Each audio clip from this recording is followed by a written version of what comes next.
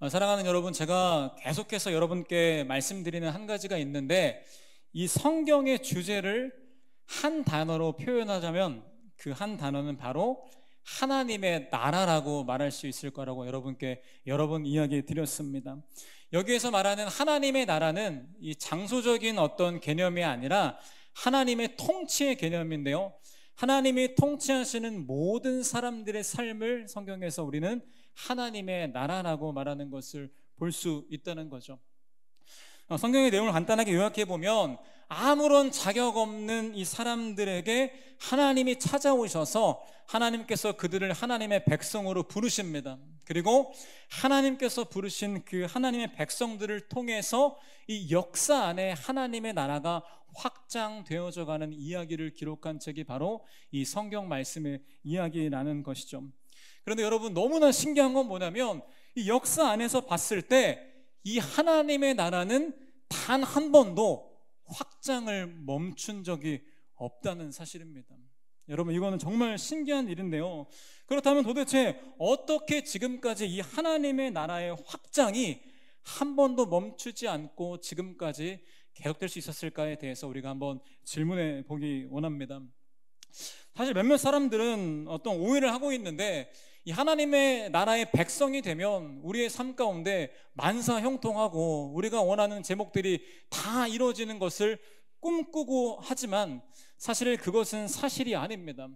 물론 우리가 하나님 백성으로서 우리를 통치하시고 우리를 인도하시는 하나님의 은혜를 경험할 수 있기는 하지만, 사실 역사 안에서 봤을 때 하나님을 믿는 사람들의 삶을 보면 분명히 좋은 일도 많았지만 사실은 하나님을 믿기 힘들 만큼의 어려운 상황들이 그들에게 너무나 많았다는 것을 우리가 볼 수 있습니다.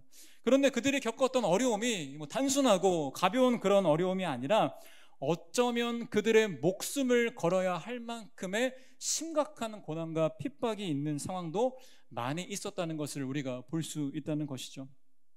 그런데 놀라운 것은 그들은 그렇게 목숨이 위협되는 고난과 핍박의 상황 속에서도 여전히 예수님을 믿는 믿음을 놓지 않았습니다. 그리고 오히려 그들은 담대하게 예수님을 사람들에게 전하며 하나님 나라 확장에 자신의 삶을 걸었던 것을 우리가 볼 수 있습니다. 그리고 그저 이 과거의 믿음의 선배의 삶뿐만 아니라 제 생각에는 지금 현대를 살고 있는 우리 그리스도인의 삶 가운데도 이런 사실은 마찬가지라고 저는 생각하고 있는데요, 물론 우리가 이 과거처럼 예수님 믿으면 목숨에 위협받고 엄청난 핍박과 고난이 있는 것은 분명히 아니라고 생각합니다. 그런데 우리 역시 세상적 기준으로 봤었을 때는 예수님을 믿을 때 찾아오는 훨씬 더 많은 불이익과 불편함이 우리 삶 가운데 있을 수 있다는 거죠. 한번 예를 들어보기 원하는데요, 남들 다 쉬는 이 일요일 오전 오후 시간에 우리는 이 교회에 나와서 피곤한 몸을 가지고 예배를 드리고 있습니다. 이것을 보면 사실 세상적 기준으로 봤었을 때는 우리가 휴식을 하지 못하는 불편함을 감수하고 있는 그런 상황이겠죠. 또 많은 사람이 하나님 나라 백성으로서 예물을 드립니다. 이 재정의 10분의 1을 하나님께 11조로 드리는 사람도 많고요, 감사헌금, 구제헌금, 주정헌금, 수많은 헌금을 주님께 드리고 있는데, 사실 이러한 사실도 세상적인 기준으로 봤었을 때는 아주 큰 재정적인 불이익이라고 말할 수 있다는 사실이죠. 거기다가 교회에서 봉사까지 하게 된다면 우리가 손해보는 수많은 시간, 수많은 에너지까지 생각해 보면 이것은 가히 큰 손실이라고 볼 수 있을 것 같습니다. 가뜩이나 금요일부터 시작하는 평신도 세미나 준비에 우리가 함께 동참하기라도 한다면 정말 많은 에너지와 정말 많은 시간을 또 거기에 투자해야겠죠. 그런데 또 문제는 뭐냐면, 이렇게 열심히 교회 다니고 열심히 헌금하고 봉사한다고 해서 하나님께서 우리의 세상적인 성공을 보장해 주시는 것도 아닙니다. 그리고 우리의 모든 기도 제목을 다 응답해 주신다고 하나님께서 약속해 주신 것도 아니라는 사실입니다. 다시 말하면 예수님을 믿는 우리의 삶, 하나님 나라 백성으로 살아가는 우리의 삶을 봤을 때 세상적 기준으로 판단해 본다면 우리 삶 가운데 성공과 이익이 보장되기보다 훨씬 더 많은 불이익과 손해가 우리 삶 가운데 나타날 수 있다는 사실입니다.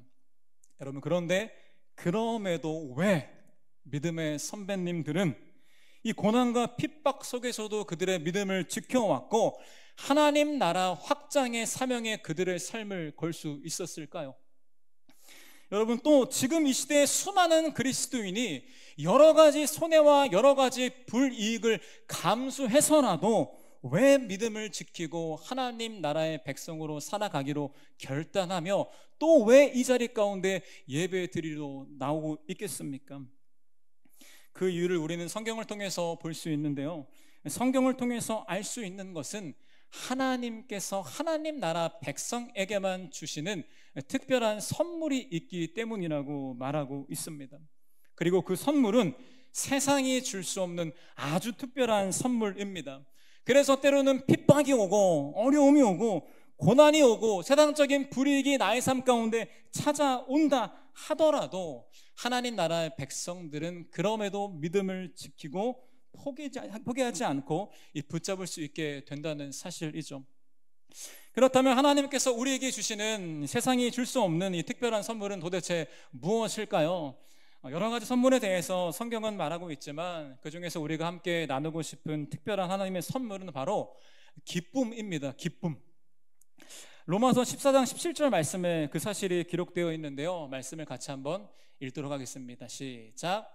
하나님의 나라는 먹는 일과 마시는 일이 아니라 성령 안에서 누리는 의와 평화와 기쁨입니다. 아멘. 하나님 나라의 일이 우리가 관심 있었던 먹고 마시는 일이 아니라 성령 안에서 누리는 의와 평화와 기쁨이라고 말하고 있습니다. 나중에 기회가 될 때 여기서 말한 의와 평화에 대해서 또 나눠볼 수 있으면 좋을 것 같고요, 오늘은 특별히 하나님 나라의 특징 중에서 이 기쁨에 대해서 함께 나눠보는 시간을 가졌으면 좋겠습니다. 그리고 이어서 있는 말씀인데요, 요한복음 16장 22절 말씀에서도 또 이렇게 기록되어 있는데 이 말씀 같이 또 읽도록 하겠습니다. 시작. 이와 같이 지금도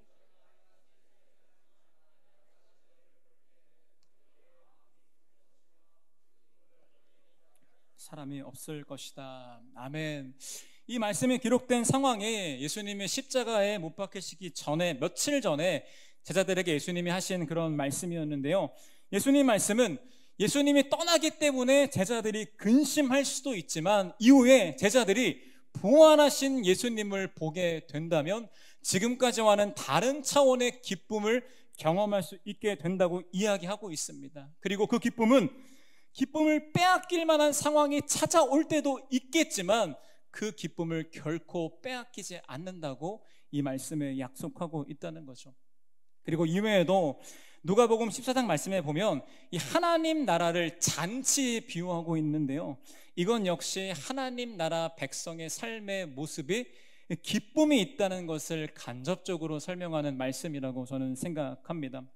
다시 말하면 예수님의 십자가의 복음을 통해서 하나님 나라의 백성이 된 우리에게는 세상이 줄 수 없는 다른 차원의 기쁨이 선물로 우리에게 주어진다는 그런 사실입니다.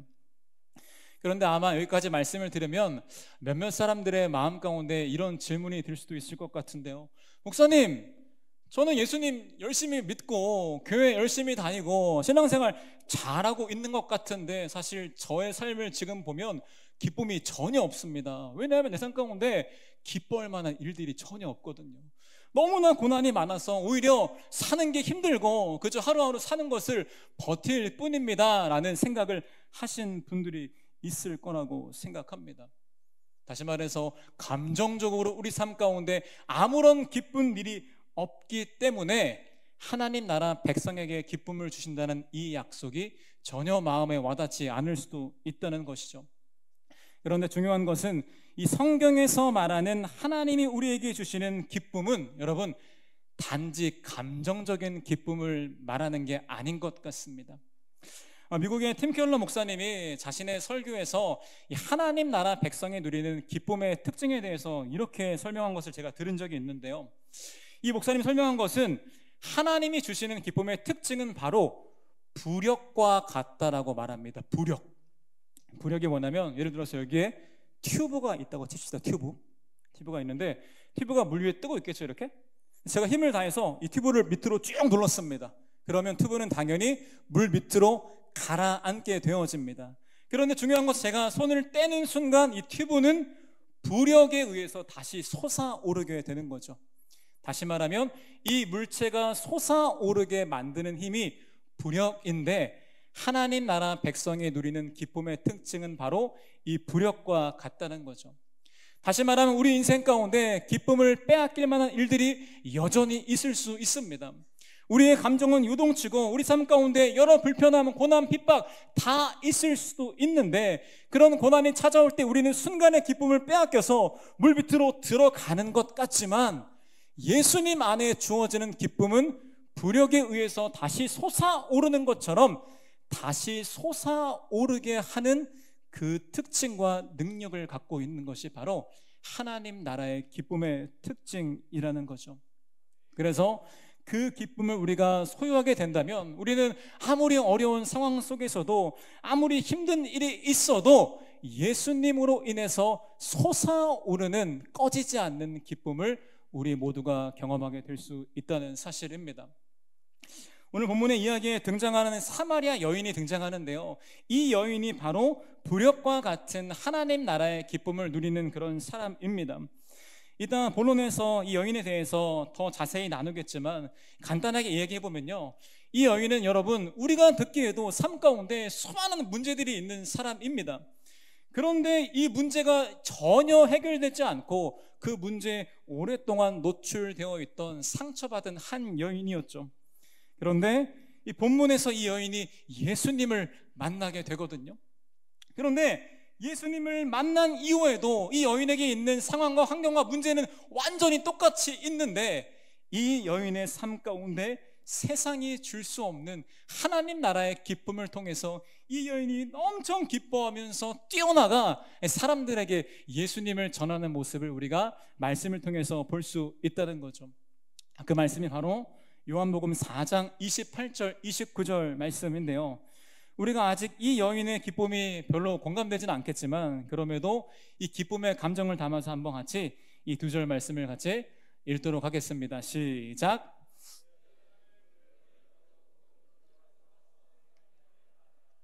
내가 한 일을 모두 알아맞히신 분이 계십니다. 와서 보십시오. 그분이 그리스도가 아닐까요? 아멘. 여러분, 물동이를 버려두고 동네로 가서 사람들에게 외치고 있습니다. 얼마나 기뻤으면, 이 여인이 경험했던 그 기쁨이 얼마나 컸으면 이 여인이 뛰어가서 예수님을 당당하게 전할 수 있었겠습니까? 여러분, 이 여인이 경험한 기쁨 진짜 궁금하지 않습니까? 그래서 오늘은 이 말씀을 통해서 이 사마리아 여인이 경험했던 하나님 나라 안에서만 누릴 수 있는 이 두 가지 기쁨에 대해서 함께 나눠보기 원하는데요, 간절히 원하는 것은 이 말씀을 통해서 이 두 가지 기쁨이 우리의 기쁨이 되기를 간절히 원하고요, 이 기쁨을 통해서 우리 삶 가운데 어떤 상황과 어떤 감정이 찾아올지라도 기쁨을 누리게 되는 모두가 되기를 진심으로 축복하고 간절히 바랍니다. 첫 번째입니다. 세상이 줄 수 없는 예수님 안에서의 첫 번째 기쁨이 있는데, 그 기쁨은 바로 예배의 기쁨입니다. 예배의 기쁨입니다. 일단 예배의 기쁨이 뭔지에 대해서 고민해 보기 전에 먼저 우리 인간의 존재의 특징에 대해서 함께 나눠보기 원하는데요, 제가 곰곰이 생각해 보다가 모든 사람들이 가지고 있는 이 공통적인 마음이 있다는 것을 발견하게 되었습니다. 이 마음은 시대와 종교와 남녀노소 상관없이 모든 사람들이 가지고 있는 인간의 특징적인 마음인 것 같은데, 모든 사람은 약간 막연할 수도 있지만 모든 사람은 더 나은 삶을 살고 싶다, 다르게 말하면 더 행복하고 싶다라는 갈망하는 마음을 다 가지고 있다는 거죠. 그래서 인간은 본능적으로 자신이 생각하는 행복을 얻기 위해서 자신이 정한 어떤 것에 대해서 가치를 들이며 살아가는 게 인간의 존재의 특징입니다. 그리고 이 기독교에서는 그렇게 가치를 드리는 행위를 예배라고 표현하고 있죠. 많은 사람들이 예배하면 손 들고 이게 예배인 줄 아는데, 이 예배라는 영어 단어는 worship이라는 단어를 쓰고 있는데요, 이 단어의 뜻을 보면 worth, 가치를 ship, 어떤 대상에게 드리다라는 뜻을 가지고 있다는 거죠. 다시 말하면 예배는 우리의 삶의 가치를 드리는 것을 예배라고 표현할 수 있습니다. 정리해보면 모든 인간은 행복하고 싶어서, 모든 인간은 만족하고 싶어서 어떤 가치의 대상을 정하고 그 가치의 대상에 대해서 예배하는 삶을 살아가는 것이 인간의 삶의 특징이라는 거죠. 한번 예를 들어보기 원하는데요, 여러분, 지금 대부분의 사람들이 말하는 행복은 돈에 있다고 생각하고 있는데, 그래서 많은 사람들이 다른 어떤 가치보다 돈의 우선적인 가치를 들이며 살아가고 있습니다. 다시 말하면 돈을 예배하고 있는 거죠. 그리고 어떤 사람은 행복은 이 순간의 쾌락에 있다고, 현재의 쾌락에 있다고 생각합니다. 그래서 이 순간의 쾌락을 경험하고 싶어서 술과 담배의 쾌락에 빠져 있는 사람들도 있고요, 혹은 문란한 성관계의 쾌락에 빠진 사람도 있고요, 요즘은 더 심각하게 마약의 쾌락에 빠져서 이 순간의 쾌락을 예배하는 사람들도 있다는 겁니다. 그리고 이건 왜 사람들은 자신이 생각하는 행복을 위해서, 어떤 사람은 관계를 예배하고, 어떤 사람은 건강을 예배하고, 어떤 사람은 학업을 예배하고, 어떤 사람은 명예와 사람들의 인정과 등등 자신이 선택한 어떤 대상에 대해서 가치를 들이며 살아가고 있다는 거죠. 그렇다면 이렇게 사람들이 자신이 선택한 예배의 대상에 대해서 가치를 들이며 행복을 추구하면서 지금까지 살아왔잖아요. 그렇게 해서 사람들은 결국 행복을 얻었을까요? 정말 재미있는 것은 이 역사 안에서 모든 사람들이 각자가 행복하기 위해서 어떤 것에 가치를 들이며 살아온 것이 바로 지금 살아가는 세상의 모습이고 우리의 삶의 모습인데, 정말 신기한 것은 이 현대의 삶을 봤었을 때 더 편해졌고 더 편리해졌고 뭔가 좋아진 것 같지만, 제가 생각하기에 확실한 것은 이전보다 행복이 점점 멀어지고 있는 것 같습니다. 조금 세게 표현하면 뉴스를 볼 때, 주변을 볼 때 많은 사람들이 돈에 미쳐 있는 것 같습니다. 쾌락에 미쳐가고 있고 이 세상 자체가 미쳐 돌아가고 있는 것처럼 상식 밖의 일들이 너무나 비일비재하게 일어나는 것이 우리가 살고 있는 지금 현대의 삶의 모습이라는 것입니다. 여러분, 진짜 신기하지 않습니까? 모두가 행복하고 싶어하는 마음은 다 동일하고 다 행복을 위해서 가치를 들이며 열심히 살아왔을 뿐인데, 개개인의 삶과 이 사회의 삶에 행복이 넘쳐나기보다 오히려 행복이 사라지고 있는 현실의 모습이 저는 참 신기하고 이상하다는 생각을 하게 되었습니다. 여러분, 도대체 왜 그럴까요? 이유는 너무나 단순한데요, 많은 사람들이 행복을 찾기 위한 가치의 대상을 잘못 정했기 때문입니다. 여러분, 사실 사람들이 본능적으로 어떤 것에 가치를 드리는 삶, 어떤 것을 예배하는 삶을 살아가는 이유는 하나님께서 인간을 그렇게 특징적으로 창조하셨기 때문인데요, 근데 중요한 것은 하나님이 우리를 예배하는 존재로 창조하신 이유는 다른 것을 예배하기 위해서 만든 게 아니라 하나님 자신을 예배하게 하기 위해서 우리를 창조했다는 것을 성경을 통해서 우리가 알 수 있습니다. 그 말씀이 이사야서 43장 21절 말씀인데요, 이 한 절 같이 우리가 큰 소리로 읽도록 하겠습니다. 시작.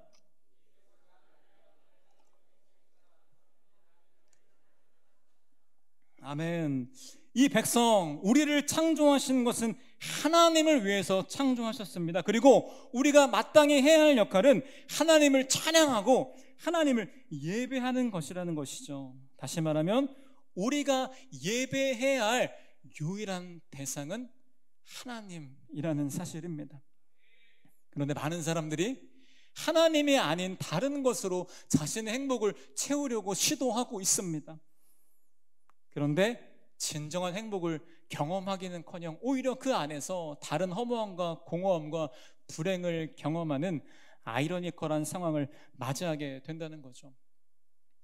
여러분, 본문 속에 등장했던 이 사마리아 여인도 그저 우리와 똑같이 행복을 찾고 싶었던 한 여인에 불과합니다. 그런데 이 여인이 예배했던 대상이 있었는데, 이 여인은 특별히 이 사람과의 관계를 통해서 행복을 느끼고 싶어 했던 것 같습니다. 그 안에 특별히 남자와의 사랑의 관계를 통해서 행복을 찾고 싶었고, 다시 말하면 남자와의 결혼에 대해서 자신의 삶의 가치를 드리는 예배하는 삶을 살았다는 거죠. 그런데 결론이 어떻게 됐을까요? 본문에 보니까 그 결혼이 철저하게 실패로 끝났던 것 같습니다. 이 한 번의 실패가 아니라 5번의 이혼을 경험하게 되었고요, 심지어 지금도 동거하고 있는데 남편이 아닌 사람과 동거하고 있는 그런 상황이었죠. 여러분, 이참에 이 사마리아 여인에 대해서 오해를 풀기 원하는데, 보통 여기까지 말씀을 보면 우리가 이런 오해를 할 수 있습니다. 야, 사마리아 여인 진짜 문란하다, 진짜 방탕하다, 너무 악하다라고 판단할 수 있는데, 사실 이 여인은 방탕하고 문란한 여인이 아닐 거라고 저는 생각합니다. 왜냐하면 그 당시 이스라엘 시대는 우리나라 조선 시대처럼 완전히 가부장적인 그런 나라였는데요, 다시 말하면 여자는 남자와 똑같은 권리를 인정받지 못했습니다. 그래서 이 여자는 이 결혼 생활 안에서 스스로 이혼을 결정할 수 있는 권한 자체가 없는 그런 상황이었습니다. 그렇다면 이 여인은 어떤 상황을 경험한 것일까? 남편의 죽음, 혹은 상황적인 어려움, 혹은 남편에게 버림받았던 그저 상처받은 한 여인에 불과했다는 사실이죠. 다시 말하면 악한 사람이 아니라 약한 사람이었다는 사실입니다. 그런데 감사하게 이 여인은 이 가슴 아픈 수많은 경험들을 통해서 깨달은 게 있었는데요, 내가 예배하는 대상인 이 남자와의 관계, 이 사랑의 관계가 결국은 나의 행복을 채워줄 수 없구나, 내 목마름을 채울 수 없구나라고 뼈저리게 경험하고 깨닫게 되었다는 사실입니다. 그래서 이 여인은 예배의 대상에 대해서 고민하다가 예배의 대상을 드디어 바꾸게 되었는데, 너무나 감사하게 남자와의 사랑을 예배했던 이 여인이 결국은 하나님을 예배하게 되어집니다. 그런데 또 다른 문제가 찾아오게 되죠. 이 여인이 하나님을 예배하긴 하는데 하나님에 대해서 완전히 무지한 상태인 겁니다. 그래서 그저 소문으로만 듣던, 조상들이 말했던 완전한 잘못된 지식으로 하나님을 예배하다 보니까, 하나님께 드리는 예배는 이 삶에서 드리는 게 아니라 특정한 성전 같은 데서만 드릴 수 있을 거라는 잘못된 지식이 있었기 때문에 올바른 예배를 전혀 드리지 못하고 그저 고민과 갈등만 하고 있는 그런 상황이었다는 거죠. 그래서 이 여인은 잘못된 하나님을 예배하고 있었기 때문에 여전히 목마름이 채워지지 않고 여전히 공허함 속에서 하루하루를 그냥 살아가고 있었던 것 같습니다. 그런데 이런 여인에게 본문에 보니까 예수님께서 이 여인을 찾아가십니다.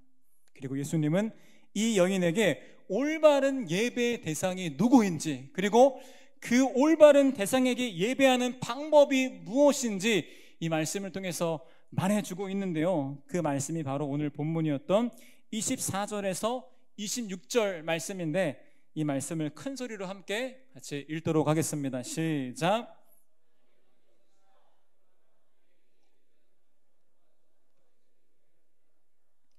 여자가 예수께 말했다. 나는 그리스도라고 하는 메시아가 오실 것을 압니다. 그가 오시면 우리에게 모든 것을 알려주실 것입니다. 예수께서 말씀하셨다. 너에게 말하고 있는 내가 그다. 아멘. 먼저 예수님 말씀은 뭐냐면 예배의 대상이 하나님인데 하나님의 특징에 대해서 말해주고 있거든요. 하나님은 영이라는 거예요. 이게 뭐냐면 하나님은 영이시기 때문에 특정한 장소에 얽매이는 그런 분이 아니라 예배하고자 하는 모든 사람들이 어디서든 언제나 예배할 수 있는 존재가 바로 하나님이라고 말씀해 주고 있다는 겁니다.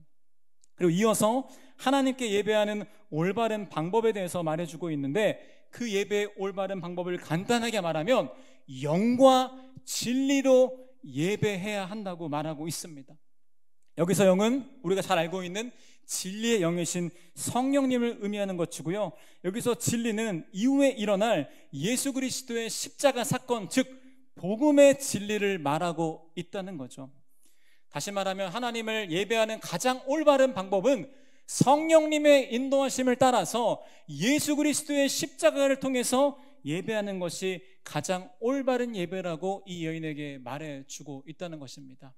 그리고 이어서 예수님은 이 여인에게 이 펀치라인 날리게 되는데요, 더 나아가서 하시는 말씀은 그 모든 예배할 수 있는 약속을 성취할 구원자가, 다시 말하면 예배를 받으시기에 합당한 그 사람이 바로 나다라고 이 여인에게 예수님께서 말씀하고 있다는 겁니다. 여러분, 다시 말하면 이 여인은 일평생을 만족하기 위해서, 행복하기 위해서 예배의 대상을 찾아 헤맸습니다. 다 실패하고 지쳐있던 이 여인에게 예수님이 먼저 찾아오셔서 올바른 예배의 대상을 알려주시고 그 목마름을 채워줄 수 있는 유일한 예배의 대상이 바로 자신이라 했었을 때 이 여인은 얼마나 기뻤겠습니까? 그래서 이 여인은 이 평생을 찾아다녔던 예배의 대상을 알게 되고 올바른 예배를 드렸을 때 그 예배 안에서 다른 차원의 기쁨을 누리게 되었다는 겁니다. 여전히 문제의 상황은 있었고 여전히 아픔은 있었지만 이 여인은 분명히 기뻐했다는 것을 우리가 알 수 있다는 사실이죠. 여러분, 바로 이것이 주님께서 우리에게 주시는 예배의 기쁨입니다. 우리가 세상의 다른 대상에 대해서 아무리 예배하고 가치를 들여봤자 우리에게 돌아오는 것은 공허함과 허무함이라는 것을 너무 잘 알지 않습니까? 순간의 만족은 있지만 결국 다시 목말라지는 우리 인생 가운데 사실 우리는 우리 스스로 죄인 되어서 하나님께 감히 예배할 수도 없는 그런 죄악된 존재가 우리인데, 예수님께서는 친히 우리 가운데 죄인 되었을 때 찾아오셔서 우리의 죄를 짊어지고 대신 십자가에 죽으시고 부활하심을 통해서 우리를 하나님의 자녀요 하나님의 백성으로 삼아주시고 진짜 하나님을 예배할 수 있는 그 길을 우리에게 열어주셨다는 거죠. 여러분, 그래서 우리가 하나님을 전심으로 예배할 때 세상에 줄 수 없는 기쁨을 우리는 경험할 수 있게 됩니다. 아마 예배의 기쁨을 한 번이라도 느껴보신 분들은 제 마음에 공감하실 건데, 여전히 상황이 힘들고 내 감정과 요동치고 너무나 어려운 그 상황에서 진짜 살아계신 하나님을 만나는 예배를 주 앞에 올려드릴 때 그 안에는 다른 차원의 기쁨, 다른 차원의 평안과 위로를 우리 모두 경험할 수 있다는 것입니다. 여러분께 마음으로 질문하고 싶은데요, 사랑하는 여러분, 여러분은 지금 이 예배의 기쁨을 다 누리고 계십니까? 너무 안타까운 것은 생각보다 많은 사람들이 예배의 자리를 지키긴 하지만 시간이 점점 쌓여갈수록 많은 예배가 형식적으로 변질되어져 가는 경우를 우리가 보게 되는데요. 여러분, 왜 그럴까요? 너무 단순한 이유인데, 왜냐하면 어느새 우리가 예배하는 대상인 하나님에 대해서 망각하기 때문입니다. 더 나아가서 하나님께 드리는 예배가 우리 삶의 목적이고 가장 중요한 가치라는 것을 망각하게 되다 보니까 점점 우리의 예배가 형식적으로 변질되어지고 우리의 예배가 그냥 자리만 지키는 아무 의미 없는 예배로 전락해 버리게 된다는 거죠. 여러분, 기억하시길 바랍니다. 우리가 예배하는 대상은 살아계신 하나님입니다. 그리고 하나님은 창조자이시고 하나님은 구원자이시고 하나님은 전능하신 우리의 아버지 되시는 분이라는 것입니다. 그리고 그분을 예배하는 것은 우리의 인생의 유일한 목적이고 우리의 모든 만족과 행복을 줄 수 있는 유일한 방법이 바로 하나님을 예배하는 것이라는 사실입니다. 그리고 두 번째 문제는 뭐냐면, 이 사마리아 여인처럼 착각하는 것이 있는데, 많은 사람들이 예배라는 것을 이 예배당에 드리는 한 시간의 시간으로 국한해 생각하는 경우가 많이 있다는 겁니다. 다시 말하면 예배는 열심히 드리는데, 필기도 하고 기도도 하고 열심히 드리는데, 이 문 밖을 벗어나는 순간부터 하나님 빠이빠이 하면서 내 멋대로 살다가 다시 일주일이 지난 다음에 교회 와서 예배 드리는 부분적인 예배의 삶, 이런 삶은 분명히 기쁨을 누릴 수는 있습니다. 하지만 주님께서 약속하신 진짜 예배의 기쁨을 누리기 위해서는 우리의 삶의 모든 가치를 하나님께 드리는 삶의 예배를 드려야 한다는 것입니다. 우리가 일하는 목적도 밥 먹는 목적도, 친구 만나는 목적도, 우리가 행동하는 모든 목적의 이유가 하나님이 될 때, 그렇게 우리의 숨쉬는 모든 순간이 하나님께 드리는 예배가 될 때, 때론 넘어질 수 있고 흔들릴 수 있지만 우리의 방향이 하나님께 드리는 삶의 예배로 결단하며 나아갈 때 우리의 삶 가운데 반드시 이 예배의 기쁨이 회복될 것을 저는 믿습니다. 다음으로 두 번째 기쁨인데요, 세상에 줄 수 없는 예수님 안에 누리는 두 번째 기쁨입니다. 그것은 뭐냐면 바로 관계의 기쁨입니다. 관계의 기쁨. 여러분, 행복을 위해서 어떤 것에 가치를 들이며 살아가는 인간의 특징이 있다고 말씀드렸는데요, 그와 더불어 모든 사람에게 있는 인간의 두 번째 특징이 있습니다. 그 특징은 무엇이냐면 바로 모든 인간은 결국 사랑의 관계를 추구하며 살아간다는 거죠. 다르게 말하면 인간은 혼자 살 수 없는 관계적인 존재라는 것을 우리가 너무 쉽게 알 수 있습니다. 그래서 모든 사람들은 당연하겠지만 더 좋은 관계를 누리고 싶어 하겠죠. 또 다르게 말하면 더 좋은 집단과 더 좋은 공동체에 속하기 원하는 마음을 아마 다 가지고 있을 거라고 생각합니다. 그래서 학생들이 열심히 공부하는 이유가 뭐겠습니까? 더 좋은 대학에 속하고 싶어서. 열심히 준비하는 이유, 더 좋은 회사에 들어가고 싶어서. 결혼과 인간관계도 더 좋은 사람 만나고 싶어서 우리가 열심히 살아가는 것 아니겠습니까? 여러분, 이것은 잘못된 게 아니라 당연한 인간의 본능이겠죠. 그런데 문제가 찾아오게 되었는데요, 사탄이 인간의 관계를 추구하는 이 인간의 삶 가운데 세상적인 잘못된 기준을 심게 되었다는 겁니다. 예를 들어서 어느새부턴가 좋은 결혼 대상자의 기준은 외모가 좀 출중하고 좀 키도 있고 돈 많이 벌고 좋은 직업에 성격 좋은 사람이 좋은 사람이라는 세상적인 기준이 생겼습니다. 아까도 말했듯이 좋은 학교는 서울대, 연고되는 대학, 좋은 대학이라는 세상적 기준이 생기게 되었습니다. 심지어 교회에 대해서도 마찬가지인데, 교회가 설교는 이 정도는 좀 해주고 시설은 이 정도 되고 이런 것들이 좀 충족돼야지 좋은 교회라는 세상적 기준이 우리 안에 들어오게 되었다는 것입니다.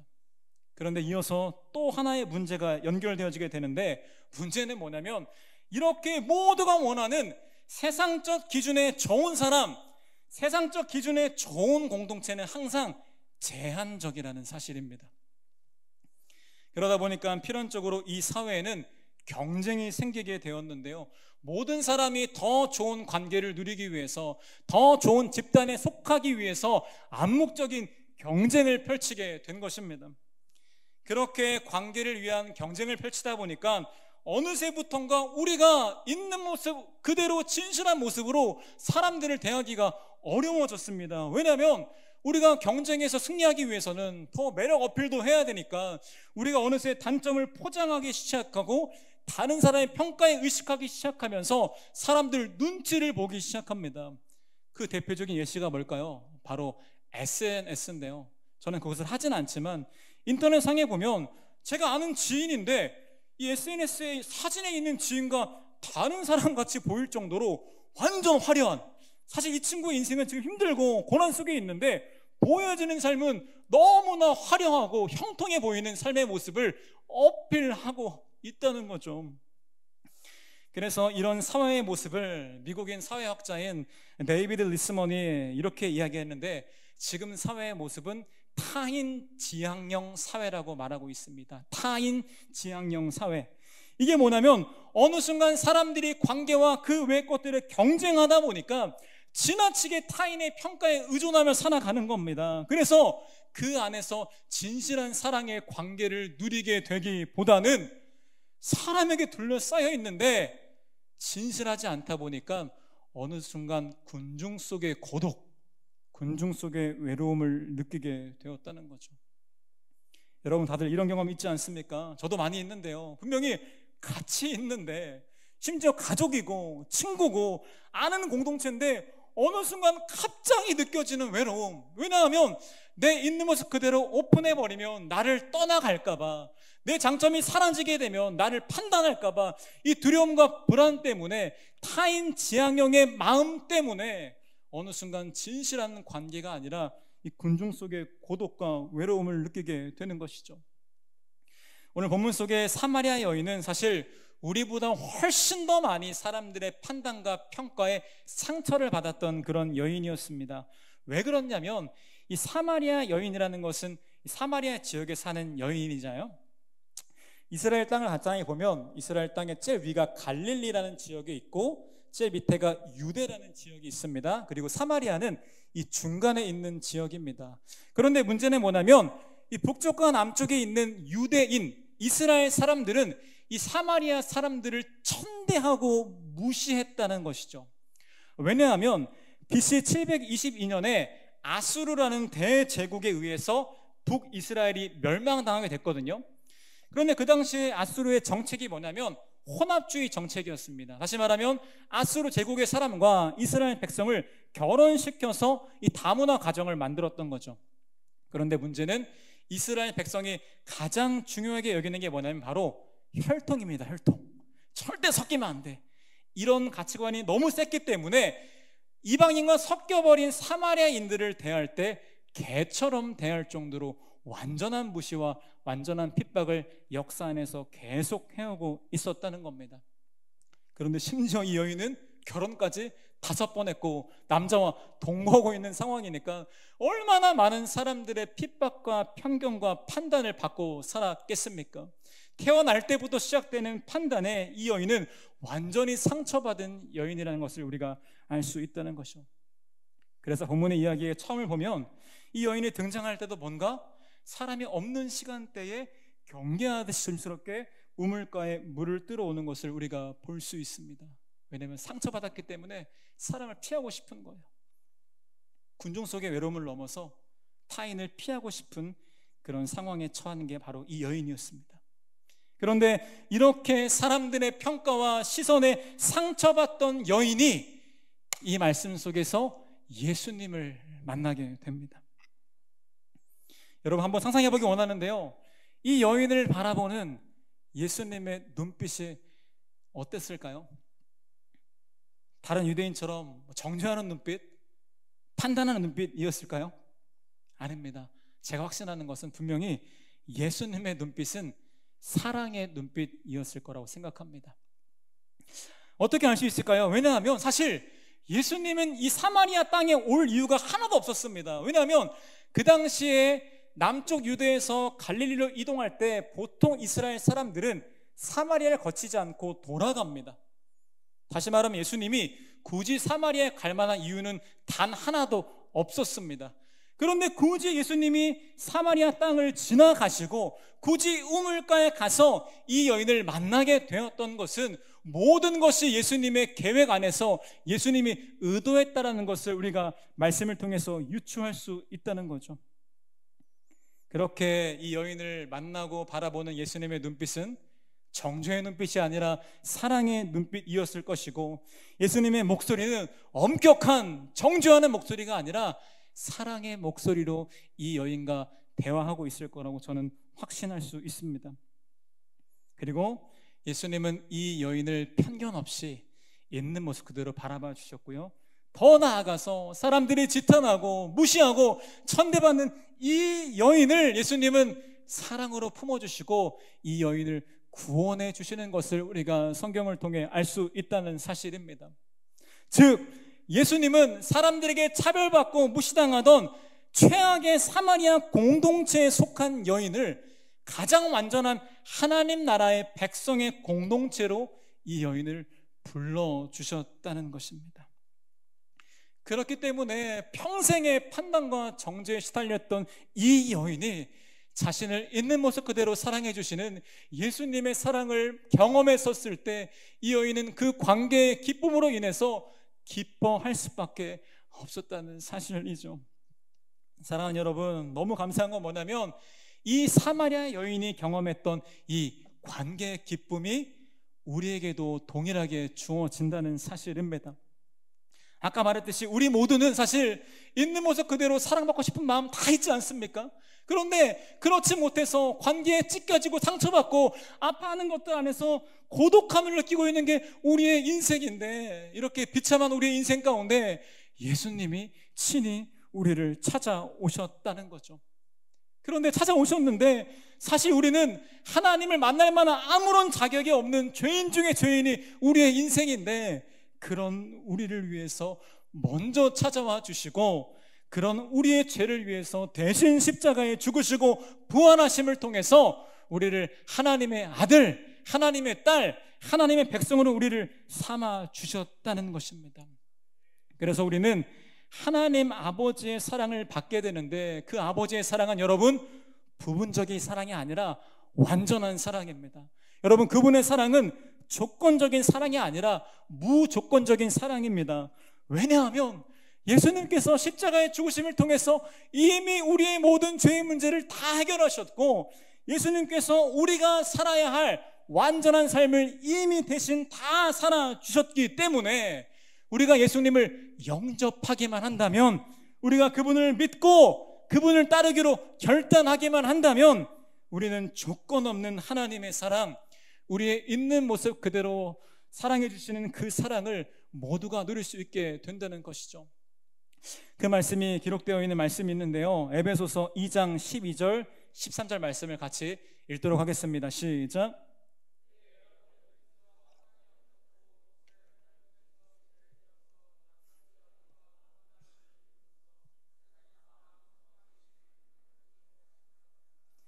여러분이 전에는 하나님에게서 멀리 떨어져 있었는데 이제는 그리스도 예수 안에서 그분의 피로 하나님께 가까워졌습니다. 아멘.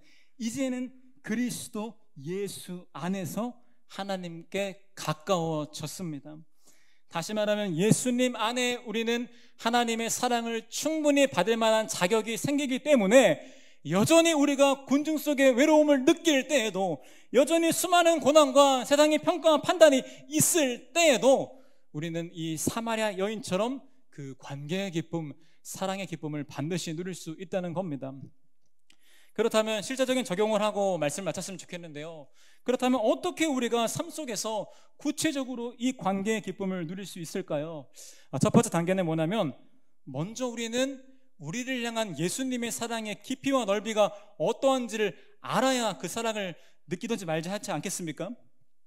그 말씀이 기록되어 있는데 에베소서 3장 18절부터 19절 말씀인데요, 두 절 함께 말씀 읽도록 하겠습니다. 시작.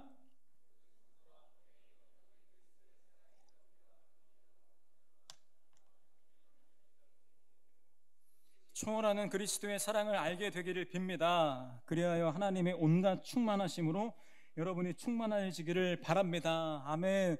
여러분, 지식을 초월하는 그리스도의 사랑, 이 사랑의 너비와 길이와 높이와 깊이가 어떠한지를 우리가 말씀을 통해 점점 깨닫고 알아갈 때 우리는 그 사랑의 기쁨을 더 깊게 느낄 수 있게 된다는 겁니다. 여러분, 그래서 말씀을 읽으셔야 돼요. 그래서 묵상도 하셔야 되고, 그게 어렵다면 주일에 선포된 말씀을 한 주 내내 붙잡으면서 그 사랑이 내 영혼에 새겨질 수 있도록 그 말씀을 붙잡는 결단을 여러분 반드시 하셔야 합니다. 그리고 다음 단계인데요, 뭐냐면 가능하면 여러분 하루에 딱 5분만, 시간이 없으면 딱 1분만이라도 예수님의 시선으로 나를 바라보는 시간을 여러분 확보하셔야 됩니다. 여러분, 사마리아 여인은 예수님 만난 다음에 인생이 변화됐지만 아마 그 이후에도 여전히 이 여인을 향한 판단과 정죄는 항상 많이 있었을 것입니다. 아마 이 여인은 그런 판단으로 인해서, 정죄감으로 인해서 상처받고 흔들리고 넘어질 수도 있을 거라고 생각합니다. 그런데 제 생각에 아마 이 여인은 넘어질 때마다 한 가지를 기억했을 것인데요, 뭘 기억했을까? 여전히 나를 사랑의 눈빛으로 바라봤던 예수님의 시선을 기억했을 거라고 생각합니다. 그렇게 넘어져 있을 때 예수님의 눈빛을 기억함을 통해서 이 여인은 다시 사랑의 힘을 얻고 다시 그 말씀을 전하는 삶을 살았을 거라고 저는 생각합니다. 우리도 마찬가지인데 여러분, 예배가 끝난 뒤에 세상에 나가보면 여전히 세상은 우리를 판단합니다. 정죄합니다. 비교를 부추기고 경쟁을 부추기면서 우리의 삶을 옥죄어 옵니다. 그때 우리는 시간을 멈추고 예수님의 시선으로 나를 바라보는 시간을 반드시 확보하셔야 된다는 거죠. 그렇게 내 안에 흔들릴 때 마음이 내가 사랑받기 합당한 존재일까 의심이 들 때 예수님의 시선으로 나를 바라보는 시간을 여러분이 갖는다면 그 눈빛은 정죄의 눈빛이 아닙니다. 그 목소리는 엄격한 목소리가 아니라 여전히 우리를 사랑한다고 말씀하시는 사랑의 목소리라는 사실입니다. 여러분, 예수님의 허락하신 관계의 기쁨은 가만히 있으면 느껴지는 그런 기쁨이 결코 아닙니다. 예수님을 더 알아가고 그 사랑의 깊이를 더 알아가며 그 사랑을 붙잡기로 결단하며 그분의 시선으로 나를 바라보는 그 시간을 가질 때에만 누릴 수 있는 기쁨인 것을 기억하며 우리 모두 주님 앞에서 결단하는 시간을 갖기를 축복합니다. 결론의 말씀 드리겠습니다. 사랑하는 여러분, 하나님께서는 예수님 안에 누릴 수 있는 특별한 이 선물을 우리 가운데 주셨는데요, 그 선물은 아까 말했듯이 기쁨입니다. 이 기쁨은 우리의 존재의 목마름을 채우기에 너무나 충분하고요, 이 기쁨은 환경과 상황과 감정과 상관없이 반드시 모두가 누릴 수 있는 특별한 선물인 것을 우리가 기억했으면 좋겠습니다. 우리는 먼저 예배의 기쁨을 누려야 하는데요, 우리의 만들어진 목적이 하나님을 예배하는 것인데 원래는 우리가 할 수 없는 그 일이지만 예수 그리스도의 십자가를 통해서 우리는 하나님을 예배할 수 있는 특권을 얻게 되었습니다. 그 하나님은 살아계신 하나님 아버지입니다. 우리가 전심으로 드리는 예배는 우리 인생의 가장 가치 있는 일이라는 것을 기억했으면 좋겠습니다. 다음으로 우리는 관계의 기쁨을 누려야 되는데요, 모두가 우리를 판단하고 정죄하는 그 순간에도 예수님은 우리를 있는 모습 그대로 사랑해 주십니다. 넘어지는 그 순간에도 우리를 여전히 사랑으로 붙잡아 주기를 원하십니다. 그렇게 우리가 말씀을 통해 사랑을 계속 알아갈 때, 그 사랑을 붙들고 살아갈 때 우리는 이 관계의 기쁨을 누릴 수 있게 된다는 거죠. 여러분, 결국 예배의 기쁨, 관계의 기쁨을 누리는 키워드는 결국 예수님입니다. 우리가 예수님 안에 있을 때, 예수님을 기억하고 예수님을 알아가고 예수님 닮아가고 예수님으로 우리 인생이 충만해질 때 우리는 세상에 줄 수 없는 이 예배의 기쁨과 관계의 기쁨을 충만하게 누리게 될 것을 저는 확신합니다. 우리 말씀을 기억하며 함께 찬양했으면 좋겠는데요, 우리 안에 기쁨을 주신 예수님을 기억하면서 그분으로 충만해지기를 원하는 마음을 담아서 함께 이 찬양 주 앞에 올려드렸으면 좋겠습니다.